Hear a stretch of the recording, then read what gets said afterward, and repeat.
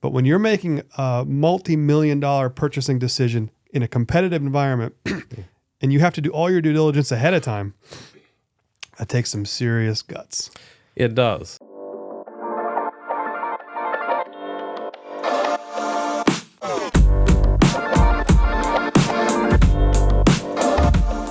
A lot of people don't realize it, but the mall is just one big piece of commercial real estate. Yes, that's correct. And you bought it. Yes, it's third largest building in the county next to the hospital and university, and it'd be the largest privately owned You're a building cowboy. at this point. Yeah. You're a cowboy. Yeah, definitely. Yeah. How did you become aware that the mall was even for sale? Well, it's sort of interesting. My wife actually tagged me in it on Facebook, and, I'm so busy with other businesses and things, I don't even know if I would have necessarily seen it. I may have anyways, but maybe not.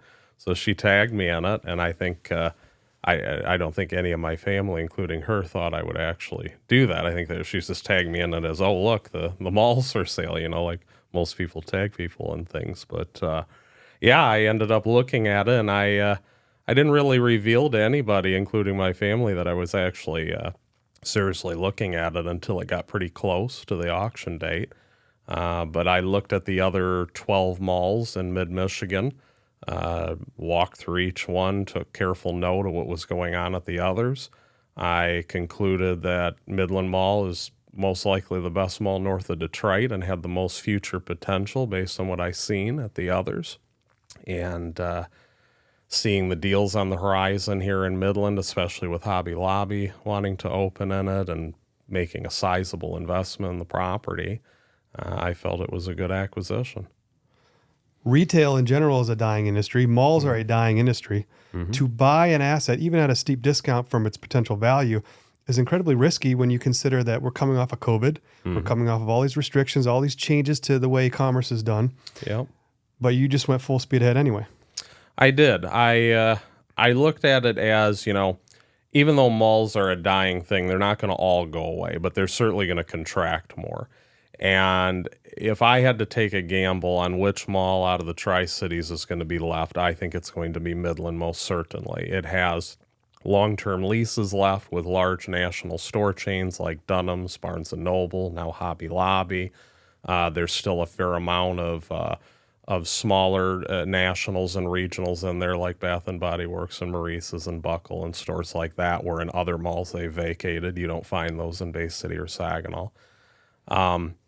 One of the other things I looked at as well is very little competing strip malls around this mall. You look at Saginaw and even Bay City, and they have so much competition right across the street. And that's exactly what's happened there. Those national store chains just moved right across the street. Some of those ones I've named just recently vacated the Fashion Square Mall in Saginaw and went across the street into a strip mall. Mm-hmm. Here in Midland, we have one big strip mall behind us. It's fully occupied. There's no vacancies there. And, the business district is pretty well developed there, unless somebody wants to take the risk of going further down Joe Mann Boulevard and hoping the traffic fouls. There's mm-hmm. not really much land left along Eastman there to develop, like I said, without going outside of where the current district is. So I think that's huge in sort of keeping relevance to the mall and keeping reason for those stores to want to make the mall work.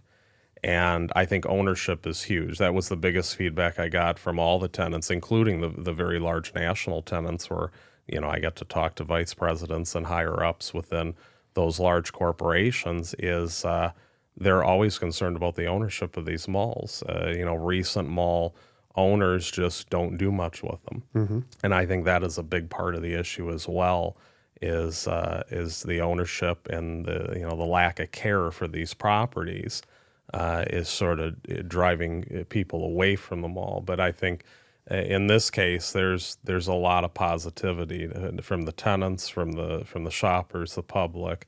I'm working there every day of the week and making positive change. So I think it's a whole different dynamic than what you'd find at any other mall. Sure, without a doubt. When you look at a piece of real estate like this with several tenants, so it's a rent roll, dozens and dozens of tenants, over 50, I believe. Yeah, about 50. Yeah. Okay. So when you're analyzing a pro forma, because this is a real estate investment, it's a labor of love, but it's an investment too. You have some of these big anchor stores that are taking up a lot of the rent roll, which mitigates some of the risk on day one. Sure. But you still have to lease it up. You still have to fill those vacancies for a couple reasons. You need to have income to justify the investment, but you have to have foot traffic and desirability to come into the mall. And one of the things that I think a lot of the other mall owners around the country are not doing effectively is they're not innovating. Yeah. And they're not thinking about what people today want from the mall. And I'm seeing all kinds of different things from your leadership at the mall, different types of companies and stores, different types of events. You're very active on social media, interacting with the small businesses and inviting them to come in. So you're doing a great job. What is your overall vision for the mall? I mean, number one, to get to 100% occupancy. And then once we get there, then start determining is there higher and better use cases for some of these spaces. But having the diversity of tenants helps. I don't think people are just looking for stores to shop in anymore. They want places to go do something or see something. So having places in there like Orion Sports, for example, which is a family-friendly entertainment facility where people can go have fun after work or play the various types of games and things they have there. We have batting cages there. We have sports training. People can even go there to get their CPL to carry a firearm. I mean, there's a various amount of services there in addition to the stores. And then we have a handful of nonprofits there, like Aaron's Gifts or Midland County Foster Closet. And, those may not be the highest and best use cases for those spaces, but they fill a space and they help out with the expenses around there. And it's a good thing to do for the community to show that, we're not just, putting in the highest paying tenants there. We'll, have a few spaces that are for a good cause as well. So that diversity, I think, is key. But I think a lot of people think that the mall is more vacant than it really is. Most malls are about half full, half vacant right now. You walk into Bay City or Saginaw and you see a lot of vacancies, and you still see a couple big spaces, really big spaces that are vacant. This mall is fully anchored again. We have no anchor spaces left. After Hobby Lobby opened up, that's the last anchor space. Our largest space available right now is about 5,000 square foot, and we only got about 6 or 7 of them. And then we have the food court, which we have a few in there. We have solid prospects for all the food court spaces. Deals that have already been signed we're in process of.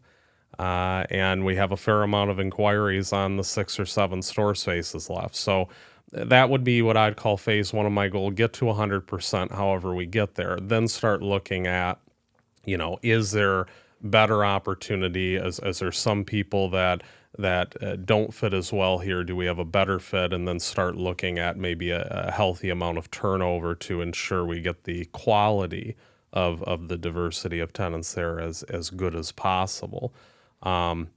But I think a lot of it has to do with appearance too. The outside of that property was let go. The landscaping was unmaintained. The building was unmaintained. And I think when people would drive by and they see, they judge a book by its cover, right? I think they just assume that it's more vacant and more dead than it really is. So we've been working on addressing a lot of that. We did a whole lot of landscaping work this summer and into the fall, and we'll resume again in the spring with that, and just really try to get the eye appeal of the property up. I have ideas like with the retention ponds to turn that into more of an eyesight, maybe a little waterfall thing out in the middle, lighting at night, different things to make it look more lively. And we've already done a fair amount of nighttime appearance too. Like when I got there, more than half of the lighting wasn't even working. It looked so dark at night.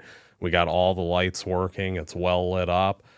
Starting to get the stores to keep their outside signs on at night. A lot of them were just shutting them down. Probably not much reason to run them, but now it's looking better, and there's more of a reason to keep it well lit and well looking at night.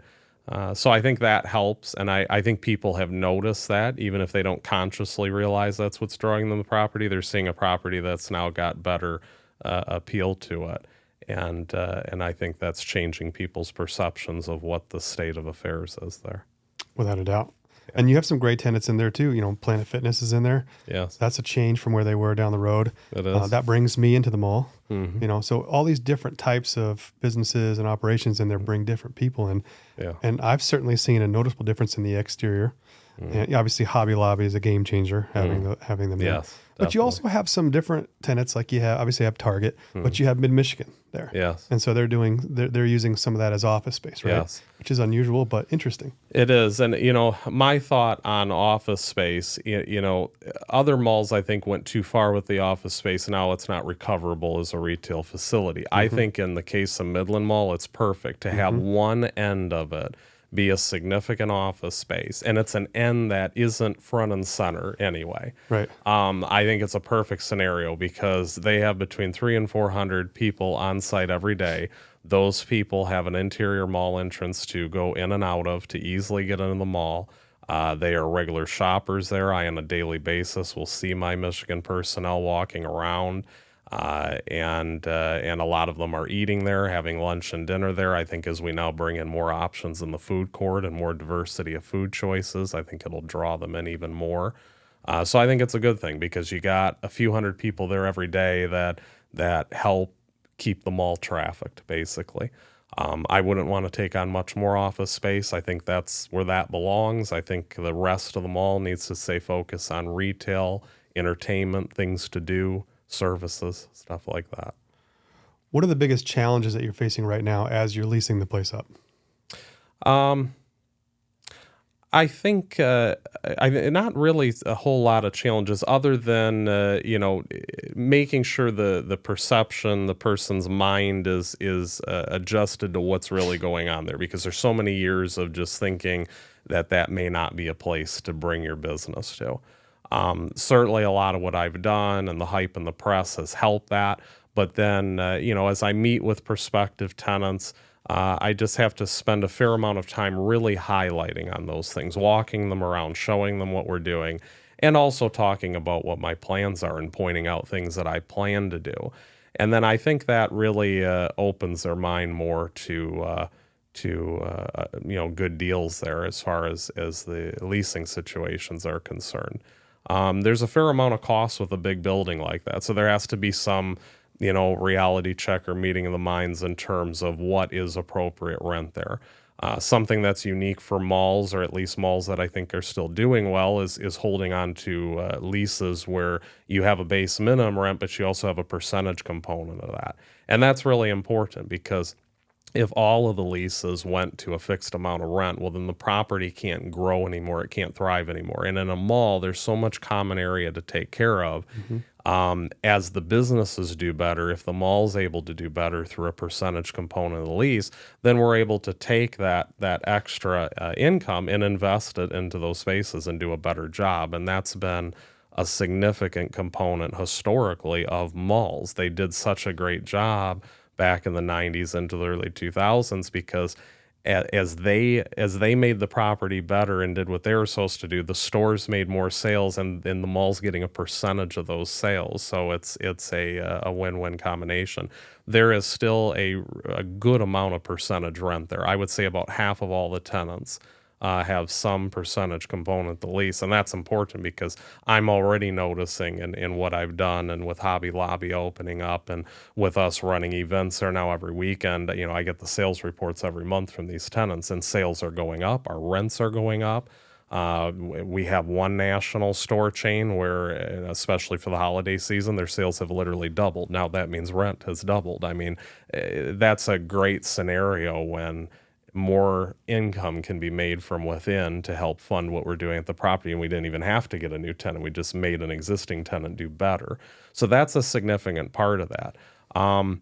not everybody's open-minded to that percentage component. So sometimes I have to sell that a little harder as to, why would that be and what is the purpose of that, especially with local tenants. They may not be as familiar. They're, well, why would you get a percentage of the sales? Well, here's why, and here's what that will do and enable the property to do long-term. So I would say, I wouldn't say there's any serious challenge in leasing right now, but it's just more or less, having a proper presentation. It's a sales job. You gotta sell the concept of what's going on there and why they should come in there.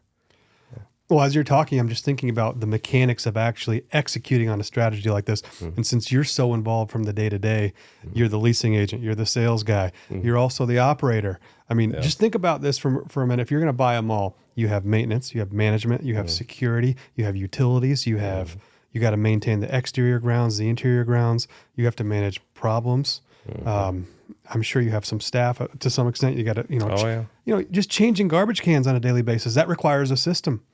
So you're managing all that. Yeah, it does. You definitely need a diversity of experience going into this, and you need to be ready to learn on the fly as needed. All the things you just went through, those are things that I'm having to, have some view of. I may have somebody that's more independent on one of those things than another, but I'm having to oversee it in some fashion and be aware of it and be managing it. Costs are a huge thing to manage. A lot of these malls historically have farmed out things to third parties, like the leasing, for example, was historically always farmed out to a leasing agent. Right. They would hire, out-of-state property managers to run things. They would even have things like rebilling the utilities was, a management fee to some company that did that. So much of that stuff I cut on day one. I've either successfully brought it in-house or I'm, working on still bringing it in-house. There's a fair amount of fat to cut from the budget. And I think that was key as well. I mean, keeping expenses under control, keep them as little as possible. That frees up more cash now to go back into the property to further the objectives of what I'm doing. Yeah, that's great. That's all great. Are you able to use local contractors at all with landscapers and insurance guys? I know a lot of guys in Midland want to be involved in this project. Yeah, so basically what I've done so far is I've utilized the staff there as much as possible. Sure. I have the maintenance staff doing probably at least 3 times more than they used to do. I mean, when I got there, they had very little tools. All the equipment they had was broken. They hardly had anything running. They were just basically walking around the mall, changing light bulbs and keeping an eye on things. And I've involved them in pretty much every facet of the building. A lot of the landscape work, like what we did around Hobby Lobby, what we did in the front of the mall by food court, removing a lot of overgrown, obnoxious trees that were covering up the building. I mean, we did that all ourselves with the employees there at the mall. Obviously there's some things we contracted out, like the recent paving job, redoing the parking lot, some of the concrete and curb work. LED lighting, we switched, hundreds of lights to LED. Those are things that were more properly contracted out. And if I did contract something out, I've always, looked to a local option first. And we've been able to successfully find local contractors that have been able to address everything so far. But I would say about 85% of what you've seen done there has been done by my team and me directing it in some fashion. Yeah. I want to talk about the acquisition. Okay. I think this is one of the coolest things I've ever seen anybody around here do. So bravo. And I mean that. Yeah. Just imagine you're getting tagged with a Facebook post for the mall being for sale and your reaction being, you know what? I'm going to buy it. I'm going to buy it, fix it, and then either rent it, keep it, or sell it. There's a value add investment is not an unusual scenario, but doing it at a mall at that level of scale is very unusual. Yes. And when you're buying it in an auction scenario, you have to do your due diligence ahead of time, which makes it 10 times more risky, more scary, I should say. Yes. It's one thing to to get a property under contract. You have a due diligence period. You can go and do inspections. You can do your different, your different looks and really get a close eye on the numbers and everything. But when you're making a multi-million-dollar purchasing decision in a competitive environment, and you have to do all your due diligence ahead of time, that takes some serious guts. It does. Yeah. I will say this auction ran a little differently than I think most auctions. They had set an auction date and then they ultimately delayed it a couple weeks. I think they were trying to gather more interest in the property. I know there was several different real estate brokers involved as well as the auction company, and I was aware that they were doing a fair amount of cold calling efforts on this. This wasn't just like a simple property auction where there's a date and time, just show up and highest bidder gets it. They did a fair amount of work on this auction. I think the auction became more of a sales style. I think they put a lot more effort into it than you would see with a typical auction. And them delaying the auction date allowed them a much longer time for that due diligence to happen. And I certainly took advantage of every bit of time that I had. It allowed me, like I said, to go look at the 12 other malls in fine detail and see what was going on there and to establish the differences of this mall. They were also very forthcoming in sharing as much information as the brokers could. I mean, whatever the brokers got their hands on, they shared, or at least it appears that way. So, there was copies of every lease to go through. I mean, over 1,000 pages of information. I'm a very analytical person, so you can imagine I read everything. I looked through everything. I, created various different spreadsheets to analyze the numbers and figure out where it was and where it could be at and all of that. So I felt when I was bidding on it, I had done a fair amount of due diligence.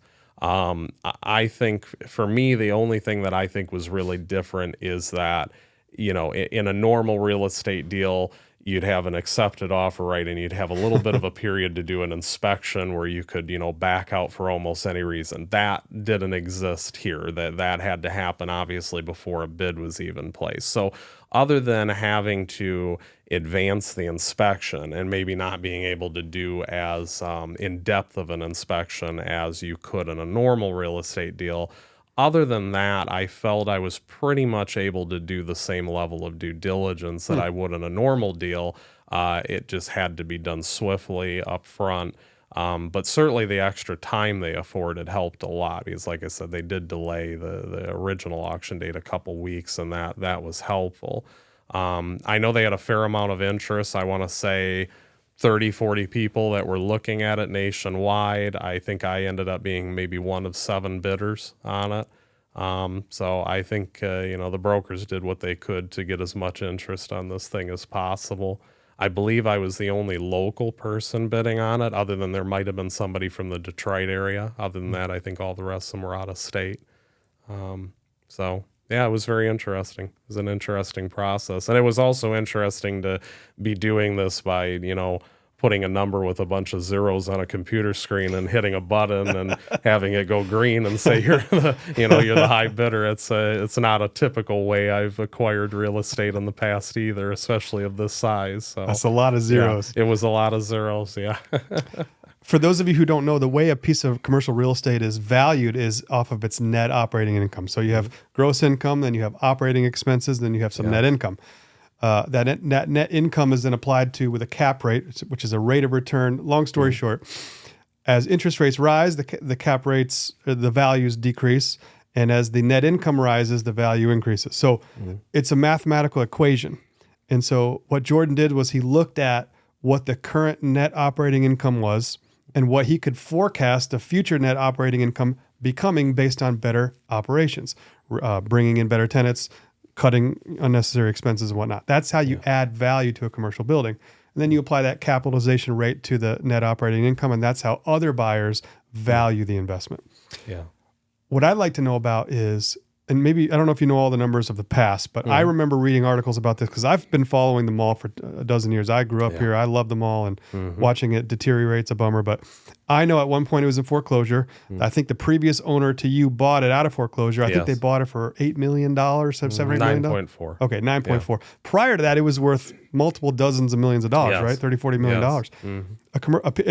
And the reason it's worth $30 or $40 million is because of the net operating income, how much it generates in theory.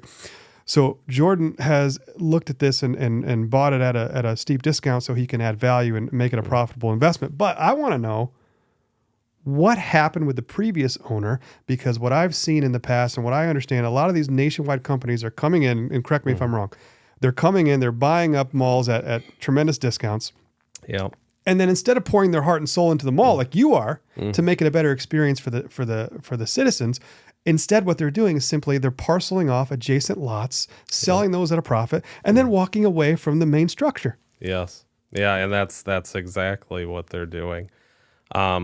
So, I mean, going back in history on this mall, when it was built in 1991, this was one of the last malls built by the Jacobs Group. So it had been owned and operated by its developer under Jacobs for 10 years until 2001. CBL acquired the entire Jacobs portfolio. So they, I think, got 20 malls, I think, that they had at that point. And one of them was Saginaw. Fashion Square Mall in Saginaw was one of the first developments of Jacobs, and this was one of the last developments. So CBL then acquired those malls and did fairly good with it. I mean, they invested a fair amount in the property, especially around 2014, 2015. They put a brand new roof on it, entire roof, which, a roof on a building like that, you're talking multi-million-dollar job. They did a ton of interior upgrades to the mall, including the current sliding glass doors, which are very large and very costly to put something like that in. They did a lot of parking lot work. There's a lot of work done on it in 2014, 2015. And that was, I think, a big reason for the large loan that was on it at that time. And then what happened is, 2016, 2017 is really when you had a significant decline, especially of the large store chains. And you've seen, within about a year of one another, J.C. Penney's left, Yonkers left, Sears left. 3 of their 4 original large anchors all left. And I think so much of the income was focused on those spaces. They couldn't keep up with a loan obligation of, I think at that point, maybe around $32 million or something. So Yeah. it got foreclosed on. The bank owned it for about a year. They appointed a property manager to manage it. Under that era, that property manager and the bank did a fair amount of upkeep and improvements on it to try to get as much out of it as they could. They knew presentation would be important, especially in a time like that. But ultimately, they still took, a $20 million dump on that that foreclosure. So then the recent owners who I bought it from had bought it in 2018. From that time until now, they've bought a lot of other malls nationwide. I think their portfolio is about 60 malls, and their strategy is much like you outlined. They don't really do a whole lot with the mall per se. They sell off the anchor spaces, they sell off the out parcels. They'll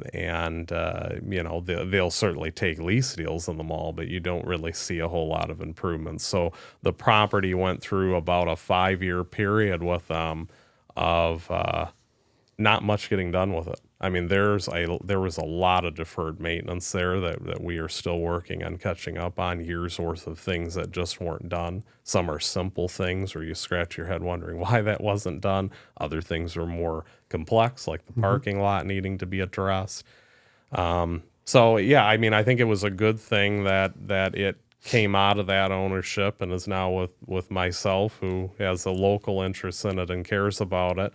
Had that not happened, I mean, it would have only been a matter of time as that property would keep dwindling. We see other malls in their portfolio that have went totally vacant or have even been condemned.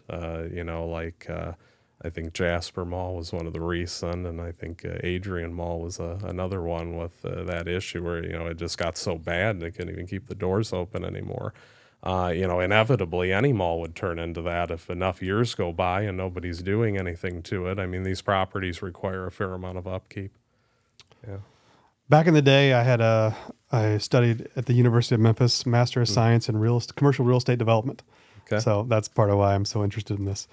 And we talked a lot back then, this is a long time ago now, about malls and the shifting highest and best use of malls. And all this interior space that doesn't, like you said, doesn't have the anchor tenants of the past, and now needs to be repurposed. And one of the challenges can be zoning, I guess, but really it's just a vision. I think it's vision of the owners, the mall owners. They're used to having huge 6-figure leases from the anchor tenants, and now that those spaces need to be repurposed for things like pickleball courts or something. Maybe a pickleball court would be cool. But that's really interesting to me, is watching you open your mind to, what really can work these days and what people want.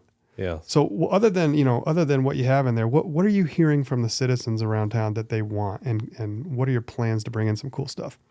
Yeah, I mean, more entertainment for sure. And I think, like, for example, the children's play area we have there, which right now is very basic, very simple. I'm surprised how much attention it actually gets. I mean, there are times a day I'll see a dozen different families in there, and they're just stationary, toy. There's nothing elaborate to do there. So I've immediately thought, and I already have a plan in process of replacing that with something a lot more elaborate, something probably multi-story, maybe a few stories high, like an actual large play area. I think it would do a lot of good for the food court as well, especially now as we're bringing in more food options in the food court. We expect to get 100% in the food court by spring next year. And luckily, a lot of the solid prospects I've had on the food court have been very different food choices. I'm not having the same food choice competing with one another, which I've been happy to see, that we're actually getting a variety of different food choices wanting to come in there. A much larger, elaborate play area, I think, is going to help the food court substantially.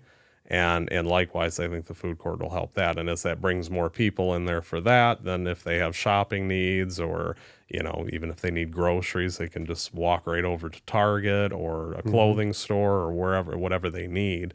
So I think that's huge. I'm planning on doing that. And I think, just really... even simple things like more comfortable furniture, getting Wi-Fi throughout the whole mall. These are things we're going to work on as well. These are things I have on the list slated for sometime next year, and really filling up that center space. We only have one active kiosk there right now. That's another thing, bringing back the kiosks. Taking some of the prospects we have and determining, do they really need a store space? Do they really need to be isolated, or would this be a good option to put in the center of the mall in a kiosk? So I think having a balance of kiosks selling products and goods, having more comfortable furniture, and they're having a better play area, anything along the lines of entertainment or a reason to come there other than shopping. Most recently we've had an idea of maybe even a swimming pool, whether that would go in a store space or whether we could pull that off in a common area. We'll see. But it's really just things like that. And once again, the looks and the appeal of the property, like there was so much lighting at the mall that wasn't even working, like in the center court areas where we have the great big pyramids, sky windows and pyramids there.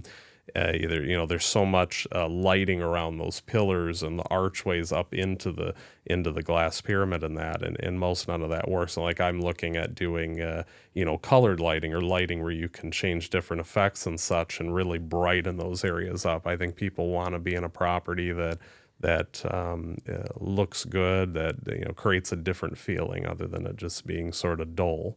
So a lot of my focus is going to be on those center areas, those common areas, and getting a fair amount of advertising there. We have, people wanting to start advertising at the mall. We had a window sealing company recently put, example of one of their products and a little ad stand there. And the mall can make a fair amount of money from those things too, which then further helps us invest in the property.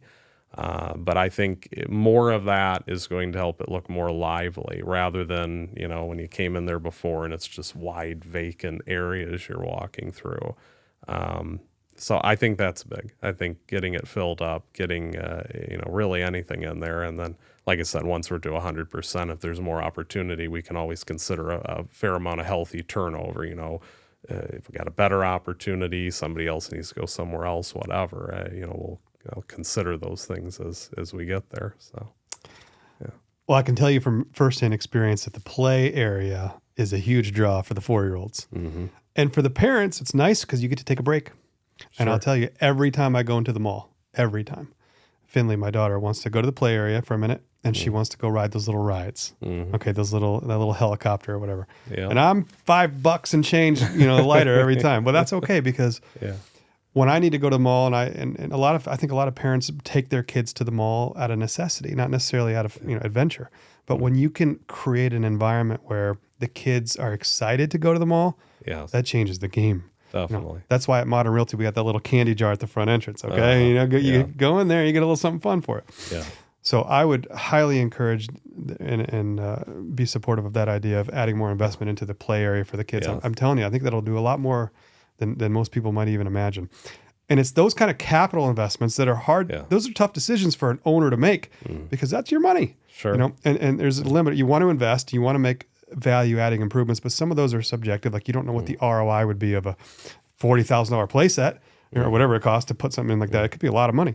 But I think the intangible benefit of having things like that is going to go a long way. I know for me and my family, it will. And I can only imagine that everybody with a 4, 5, 6-year-old likes to have a little break. Every time I'm in there, it's usually a mom with 2 kids and she's holding the baby and the other one's running, wild, jumping off the side. But the kids love that. And that makes the mall going experience a lot more palatable. It does. You know what I mean? Yeah. Not that it's not anyway, but high school kids love the mall. They walk around, they get away from their parents. But adults are the ones that spend a lot of the money doing grocery shopping at Target. Every time I go to Target, it turns into a little 20-minute stop in the middle of the mall. And those kiosks are good. You see those little photographer studios and stands, and you see even those little shopping carts that the kids get to play in. Yeah. I've put some skids on that floor, but sorry about that. But we have a lot of fun. Yeah. I think it's great. Yeah. I think you're doing a great job of understanding that it's not just a pro forma. It's not just rents and expenses. It's an environment and it's an experience that you're trying to create that obviously helps the tenants and that goes back and forth. Well, and that was a big reason I acquired it. I didn't just acquire it on the numbers. It was the opportunity, the fun of it. But the numbers were going for it as well. It had good numbers to it, so that helped. But I am very interested in what I can do with it, and it's a fun project. It's something I'm enjoying. So. Well, what is your background? What's your story? How did you get to a position where you could acquire the mall without partners? I started about when I was 12 years old. I started working full-time in my family business, my father's company, Dice Corporation. I was there for about a year, and then I left to start my own business. My first business was StarNet Wireless, which was a local wireless internet service provider at that time, selling 1.5 and 3 megabit internet service was a hot thing of the time, Nowadays, that would be super slow.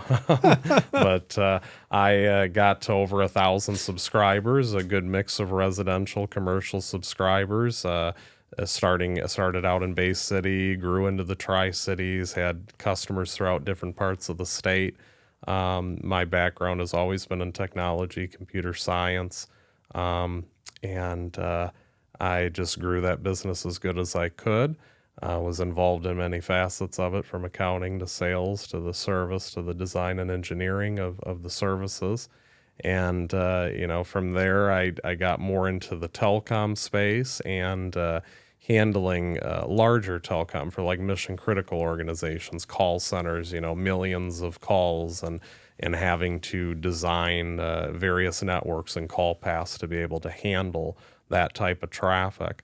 Later on, I created that business into a joint venture with my father's business known as IP Telex, where we took what I built with his software for the alarm industry and then specifically focused on central stations, alarm monitoring companies. There are still millions of security devices out there that use a phone line to communicate. Those devices have been challenging to keep working in our newer voice over IP type environment where traditional phone lines are going away. So I used a lot of what I designed and my talents to create a network that was stable for those legacy devices. And that was a big hit in our industry. And we're the predominant telecom carrier for alarm companies and central stations now. So that was a good significant part of my telecom career.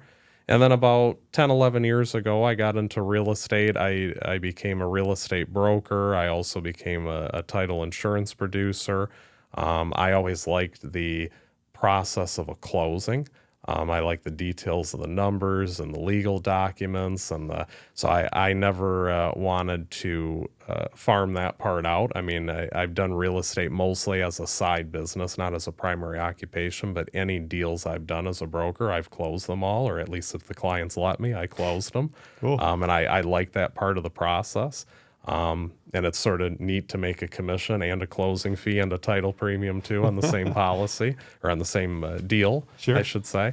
So I did a fair amount of that over the years, and mostly focused with commercial and land development and with people I already knew, clients I already worked with in my other businesses where they could rely on me to not only come in as a broker, but as an entrepreneur as well. So many times my real estate deals over the year were more about a business plan or a business deal that then encompassed real estate. And I could handle the real estate and the insurance aspects of that deal, as well as be a competent business person that could give them advice or take part in what the substance of the deal was.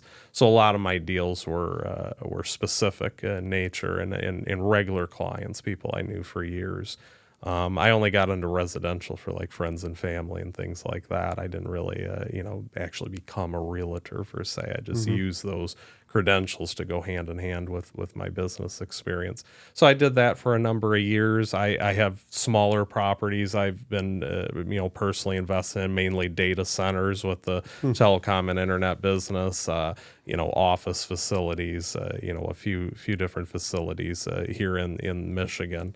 So I had some property management experience and certainly had a fair amount of leasing and real estate experience from outside work as well. And then I acquired the mall, and then subsequent to that, I also acquired St. Laurent Brothers in Bay City. And that's actually a big part of the plan with the mall as well. We have a space earmarked for that, and plan to open St. Laurent Brothers up here in the mall, hopefully sometime between first quarter and spring, hopefully in time for the Easter season. And I think that'll be a big hit there as well because, people don't have anything at the mall to, buy, chocolates or roasted nuts or peanut butter or whatnot. I mean, we have a huge variety of products, and, that business has been solid for well over 100 years and has a well-established clientele, a well-established brand name. From what I'm getting from the public, a lot of people are excited about St. Laurent Brothers coming to Midland, so I plan to go forward on that full speed. And that's been another interesting business, especially at this time of the year. I mean, it is crazy over there. We're serving literally over 1,000 customers a day. I mean, it is just can hardly keep the product moving fast enough for the amount of demand over there. November and December is about the same amount of sales over there as the other 10 months of the year. So it's a very busy time with that business, which is why I decided to do the Midland store next year, because I think it would be crazy right now to be trying to open another store with that while we're in our busy season. So we'll get through our busy season, then starting in January, we'll get right into the planning of opening that new store. So I think that'll be a hit for the mall as well. That's another very diverse store to have there. There's nothing else like it there. I think it'll just add to the diversity, and certainly with improved children's play area and food court, I think it'll all go hand in hand very well. Yeah, yeah, Yeah, a lot of tantrums, but it'll be yeah, great. definitely. That sounds like a whole nother episode. I'd love to have you back to talk about that sometime. All right, I bet that's good. a cool story. Good luck. you. Congratulations. And do you have any closing message for the residents of Midland about the mall? And Just, the public has been very supportive to date, and I would encourage them to continue being supportive. If they can find a reason to go to the mall to do business there rather than elsewhere, I mean, it is as local as it gets at this point, and I think supporting local is very important. keeping our community thriving and for the sake of the mall. And I think a lot of people have recognized that. I think, seeing that a local person is working as hard as they are and doing what I can do there, I think it's gotten a lot of interest from the community. So I would just continue to encourage as much support as possible. And I think it can be a great success and will be a great success. Thanks for being on the Talk Midland podcast. Appreciate it. Thank you. Thanks.